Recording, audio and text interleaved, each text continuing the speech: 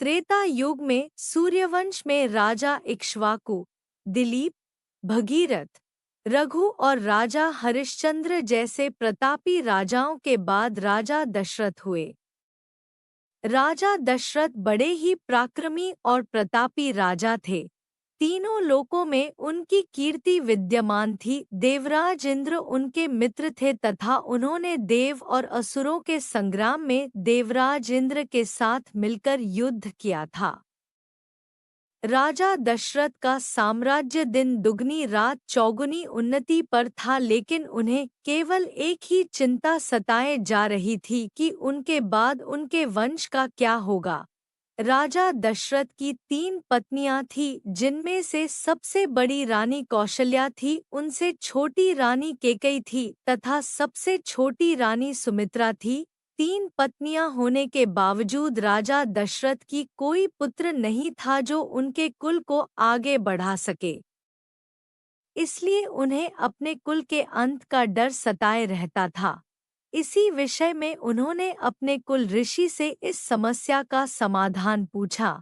उनके कुल ऋषि ने बताया कि उन्हें पुत्र प्राप्त करने के लिए पुत्रेष्टि यज्ञ संपन्न करना होगा, जिसके फल स्वरूप उन्हें पुत्र की प्राप्ति अवश्य होगी। लेकिन उन्होंने इसके साथ ही यह शर्त भी रखी कि वह स्वयं पुत्रेष्टि यज्ञ नहीं करवा सकते। इस यज्ञ के लिए राजा दशरथ को स्वयं जाकर शिरिंग मुनि को प्रसन्न करना होगा। शिरिंग मुनि अथर्ववेद के पूर्ण ज्ञाता है तथा वह पुत्र कामेष्टि यज्ञ के विशेषज्ञ है, यज्ञ को संपन्न करवा सकते हैं। वहीं राजा दशरथ पैदल वन में शिरिंग मुनि के पास जाते हैं तथा उनसे आग्रह करते हैं कि संतान सुख के लिए व्याकुल हैं, कृपया करके मेरी समस्या का समाधान कीजिए। राजा दशरथ की सादगी तथा विनम्र आदर भाव के कारण शिरिंग मुनि प्रसन्न हुए और उन्होंने दशरथ का वचन दिया कि वह उनका पुत्र कामेष्टि यज्ञ करवाएंगे। उसके पश्चात शुभ मुहूर्त देखकर उन्होंने दशरथ का पुत्र कामेष्टि यज्ञ संपन्न करवाया। यज्ञ संपन्न होने के बाद हवन कुंड में से अग्निदेव एक खीर का पात्र लेकर प्रकट हुए और राजा दशरथ से बोले, हे राजन, यह खीर ले जाओ और अपनी तीनों रानियों को बराबर खिला दो, इससे तुम्हें संतान प्राप्ति अवश्य होगी। राजा दशरथ खीर का पात्र ले जाकर रानी कौशल्या तथा रानी कैकेयी को दे देते हैं। रानी कौशल्या तथा रानी कैकेयी अपने अपने पात्र में से एक एक निवाला सबसे छोटी रानी सुमित्रा को खिला देते हैं, जिसके प्रभाव से कुछ समय बाद राजा दशरथ के घर में एक साथ 4 पुत्रों का जन्म होता है। रानी कौशल्या सबसे बड़े पुत्र राम को जन्म देती है। उसके कुछ ही समय बाद रानी कैकेयी राजा दशरथ के दूसरे पुत्र भरत को जन्म देती हैं।